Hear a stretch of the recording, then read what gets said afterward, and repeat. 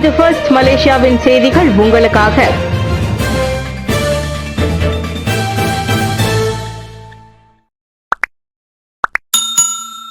பதினாறாவது பொது தேர்தல் இளம் வேட்பாளர்களை தேசிய முன்னணி நிறுத்தும். வரும் 16வது பொது தேர்தலில் தேசிய முன்னணி அதிகமான புதிய வேட்பாளர்கள், குறிப்பாக இளம் வேட்பாளர்களை நிறுத்த உள்ளது. தேசிய முன்னணி மக்களின் ஆதரவை மீண்டும் பெறுவதற்காக வகுக்கப்பட்டுள்ள 5 நடவடிக்கைகளில் இதுவும் ஒன்று என்று அதன் தலைவர் டாக்டர் அகமது சாஹித் ஹமீதி தெரிவித்துள்ளார். நாம் புதிய வேட்பாளர்கள், குறிப்பாக இளம் வேட்பாளர்களை நிறுத்துவது தவிர வேறு வழி இல்லை. மக்கோத்தா நெகிரிஸ் இடைத்தேர்தலின் வெற்றி குறித்து கருத்து உண்மை என நிரூபிக்கிறது. இளம் வயது மட்டுமே ஒரு காரணம் அல்ல, மாறாக அடிமட்டத்தில் கிடைக்கும் அனுபவம் சிறந்த வெற்றியை கொடுக்கும் என்றார் அவர். ஞாயிற்றுக்கிழமை இப்போ பேரா நடைபெற்ற தேசிய முன்னணி மாநாட்டில் கலந்து கொண்ட பின்னர் செய்தியாளர்களிடம் சாஹித் அதனை தெரிவித்தார். இதற்கு முன்னர் எதிர்க்கட்சி மாநிலத்தில் உள்ள நெங்கிரி சட்டமன்ற இடைத்தேர்தலில் இளம் வேட்பாளரை நிறுத்தியதன் மூலம் அத்தொகுதியை மீண்டும் கைப்பற்ற முடிந்ததை சாஹித் நினைவு கூர்ந்தார். மடானி அரசாங்கத்தின் 2 ஆண்டு நிர்வாகத்தின் கீழ் மக்களுக்கான உதவித்தொகை அதிகரிப்பு. எஸ்டிஆர் எனும் ரஹ்மா உதவித்தொகை உட்பட மக்களுக்கு வழங்கப்படும் உதவிகள் விகிதம் மடானி அரசாங்கத்தின் 2 ஆண்டு கால நிர்வாகத்தில் அதிகரித்துள்ளது. பள்ளிகளுக்கான உதவிகள், மன வளர்ச்சி குறைபாடுடைய குழந்தைகளுக்கான சுகாதாரம் மற்றும் பள்ளி உதவிகள் அதிகரிக்கப்பட்டிருப்பதோடு எஸ்டிஆர் உதவிக்கான ஒதுக்கீடும் 1000 கோடி ரிங்கிட்டாக உயர்ந்துள்ளதாக பிரதமர் ஸ்ரீ அன்வர் இப்ராஹிம் கூறினார். கடந்த ஆண்டுகளை ஒப்பிட்டு பார்க்கும் போது மக்களுக்கு வழங்கப்படும் உதவிகள் இவ்வாண்டு உயர்வு கண்டுள்ளன. இதற்கு முன் இத்தகைய உதவிகள் வழங்கப்படவில்லை. இது எஸ்டிஆர், வசதி குறைந்தவர்கள், மாற்றுத்திறனாளிகள் மற்றும் பள்ளிக்கு செல்லும் போகும் குழந்தைகளுக்கான உதவிகளாகும். இவை அனைத்தும் மிக விரைவாக வழங்கப்பட்ட உதவிகளாகும் என்றார் அவர்.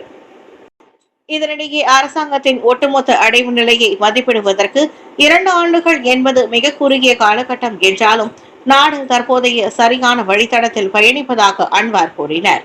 தமது தலைமையிலான அரசாங்கம் எதிர்க்கட்சி தலைமை ஏற்கும் மாநிலங்களுடன், குறிப்பாக மக்கள் நலன் கருதி எப்போதும் நல்லிணக்கத்தை காத்து வருவதாகவும் அவர் கூறினார். பிஏபி தலைமை செயலாளர் பதவியில் இருந்து விலகினார் சிங்கப்பூரின் முன்னாள் பிரதமர். 20 ஆண்டுகளுக்கு பிறகு மக்கள் செயல் கட்சி பிஏபி தலைமை செயலாளர் பதவியில் இருந்து விலகினார் சிங்கப்பூரின் முன்னாள் பிரதமர் லீ சியான் லூங். மூத்த அமைச்சராக இருக்கும் அவர் கடந்த மே மாதம் சிங்கப்பூர் பிரதமர் பதவியை லாரன்ஸ் வோங்கிடம் ஒப்படைத்தார்.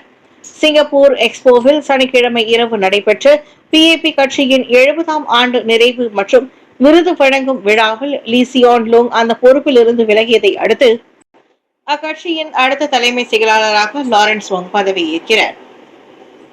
இதுவரை தமக்கு துணையாகவும் ஆதரவாகவும் நின்ற அனைத்து தரப்புக்கும் 72 வயதுடைய லீ தமது நன்றியை தெரிவித்துக் கொண்டார். தொடர்ந்து கடினமாக உழைக்கும்படி அவர் பிஏபி கட்சி உறுப்பினர்களையும் கேட்டுக்கொண்டார்.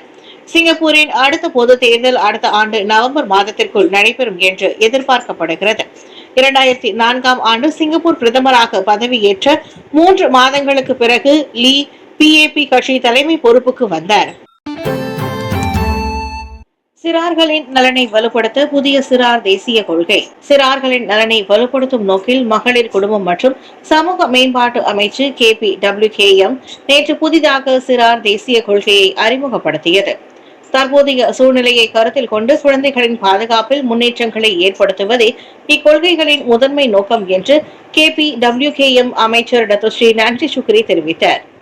சிக்கல்களை எதிர்நோக்கும் சிறார்களை கையாள்வதில் GISB குழும நிறுவனத்தின் நடவடிக்கைகள் சில கொள்கைகளை புதுப்பிக்க வேண்டியதன் அவசியத்தை தமக்கு உணர்த்தியதாகவும், அத்தகைய சூழ்நிலையை எதிர்கொள்பவர்களுக்கான பாதுகாப்பை உறுதி செய்ய வேண்டும் என்றும் நான்சி கூறினார்.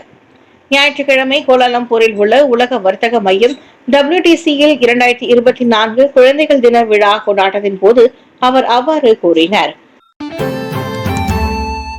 2TM நிகழ்ச்சியில் மலிவான தொலைத்தொடர்பு சாதனங்களும் சலுகைகளும். மடானி அரசாங்கத்தின் 2ஆம் நிறைவாண்டை முன்னிட்டு நடைபெற்று வரும் 2TM நிகழ்ச்சியில் மலிவான தொலைத்தொடர்பு சாதனங்களும் கவர்ச்சிகரமான இணைய சேவை திட்டமும் தொலைத்தொடர்பு நிறுவனங்கள் வழங்கும் சிறப்பு சலுகைகளில் இடம்பெற்றுள்ளன. அதோடு இந்நிகழ்ச்சிக்கு வருகை அளிப்பவர்களுக்கு அமைச்சுகள், நிறுவனங்கள் மற்றும் அரசாங்க துறை முகப்புகள் பல்வேறான சேவையும் நடவடிக்கைகளும் ஏற்பாடு செய்யப்பட்டுள்ளதாக தொடர்புத்துறை அமைச்சர் ஃபாமி ஃபாட்செல் தெரிவித்தார். கோலாலம்பூர் மாநாட்டு மையத்தில் நடைபெற்று வரும் 2TM நிகழ்ச்சிக்கு நேற்று வருகை அளித்த ஃபாமி செய்தியாளர்களிடம் அதனை கூறினார். பல நிறுவனங்கள் மற்றும் செய்தி நிறுவனங்களில் இருந்து சுமார் 100க்கும் மேற்பட்ட ஊடகவியலாளர்கள் இந்நிகழ்ச்சியில் பகிர்ந்து கொண்டுள்ளதாக கூடுதல் தகவலையும் அவர் கூறினார். பண்டேஸ்லீகா 6வது வெற்றியை பதிவு செய்தது போருஷியா. ஜெர்மனி பண்டேஸ்லீகா கிண்ண கால்பந்து போட்டி ஃப்ரீபர்க் அணிக்கு எதிராக 4-0 என்ற கோல் கணக்கில் வெற்றி பெற்ற போருஷியா டார்ட்மண்ட் இந்த பருவத்தில் தொடர்ந்து சொந்த அரங்கில் 6வது வெற்றியை பதிவு செய்துள்ளது. இதன் வழி அது பட்டியலில் 5வது இடத்திற்கும் மீண்டும் முன்னேறியது. போருஷியா டார்ட்மண்ட் அணிக்கான முதல் கோல் 7வது நிமிடத்திலேயே அடிக்கப்பட்ட வேளையில் அதன் 2வது கோல் 40வது நிமிடத்தில் போடப்பட்டது. 2வது பாதியின் ஃப்ரீபர்கின் ஆட்டக்காரர்கள் வெளியேற்றப்பட்டதை அடுத்து டார்ட்மண்ட் அணிகளின் கைகள் ஓங்கின. அதன் எஞ்சிய இரு கோல்கள் 66 மற்றும் 77வது நிமிடங்களில் போடப்பட்டன. இரு ஆட்டக்காரர்கள் இன்றி 9 ஆட்டக்காரர்களும் ஆட்டத்தை முடித்து ஃப்ரீபர்க் அணிக்கு இது ஒரு கடினமான தருணமாகவே இருந்தது. ஈராண்டு நிறைவில் அன்வாரின் பிரதமர் பயணம். அரசியல் வைரிகளை ஒன்றிணைத்து பெரும் நெருக்கடிகளுக்கு மத்தியில் ஒருமைப்பாட்டு அரசாங்கத்தை கட்டி எழுப்பி நாட்டின் 10வது பிரதமராய் பொறுப்பேற்ற டத்துஸ்ரீ அன்வார் இப்ராஹிம் ஆட்சி காலத்தின் வயது 2 ஆகியது. 43 ஆண்டுகளாக தீவிர அரசியலில் நடைபோட்டு வரும் அவரின் பழுத்த அனுபவமும் சாணக்கிய ஆற்றலும் அன்வாரை இந்த 2 காலத்திலும் பல துணிச்சலான முடிவுகளை எடுக்க வைத்துள்ளது மறுப்பதற்கில்லை. பல விமர்சனங்களுக்கு மத்தியிலும் மலேசியாவின் பொருளாதார வளர்ச்சி, அந்நிய நாடுகளுடனான புதுப்பிக்கப்பட்ட அரசதந்திர உறவுகள், முதலீடுகள், இலக்கிடப்பட்ட மானியங்கள் என அவரால் நாடு அடைந்த முன்னேற்றத்தை இந்த 2 ஆண்டுகளில் நிறைவில் அரசியல் ஆய்வோடு அலசுகிறோம்.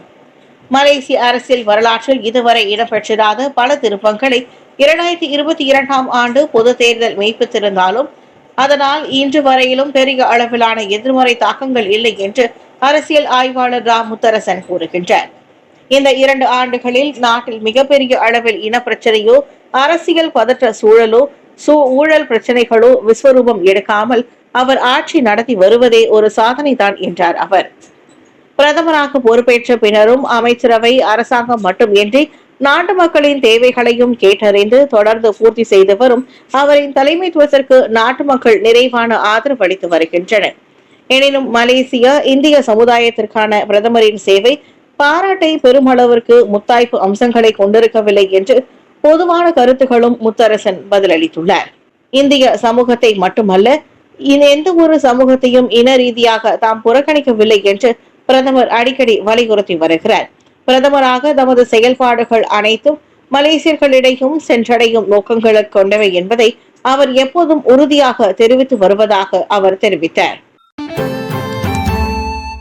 பாகிஸ்தானில் பழிவாங்கும் மதவெறி தாக்குதல்களில் ஏறத்தாழ 18 பேர் பலி. பாகிஸ்தானில் வடமேற்கு பகுதியில் நிகழ்ந்த வன்முறை சம்பவத்தில் மேலும் 18 பேர் கொல்லப்பட்ட வேளையில் 30 பேர் காயமடைந்துள்ளனர். இந்த வாரத்தில் முன்னதாக போக்குவரத்து அணிவகுப்பு மீது தாக்குதல் மேற்கொள்ளப்பட்ட நிலையில் இச்சம்பவம் அங்கு மேலும் பதற்றத்தை நிலவ செய்துள்ளது. பழங்குடி மாவட்டத்தில் வெள்ளிக்கிழமை இரவு ஆயுதம் ஏந்தியவர்கள் ஒரு கிராமத்தில் தாக்குதல் நடத்தியதாக கைபர் பக்துவான்கா மாகாணம் தலைமை அதிகாரி நதீம் அஸ்லாம் சௌத்ரி தெரிவித்தார். பழிவாங்கும் நடவடிக்கையின் ஒரு பகுதியாக பெட்ரோல் நிலையங்களுக்கு தீ வைத்து சேதம் விளைவிக்கப்பட்டுள்ளது. வியாழக்கிழமை தொடங்கிய இந்த தொடர் சம்பவங்களின் பலி எண்ணிக்கை 58ஆக உயர்ந்துள்ளது.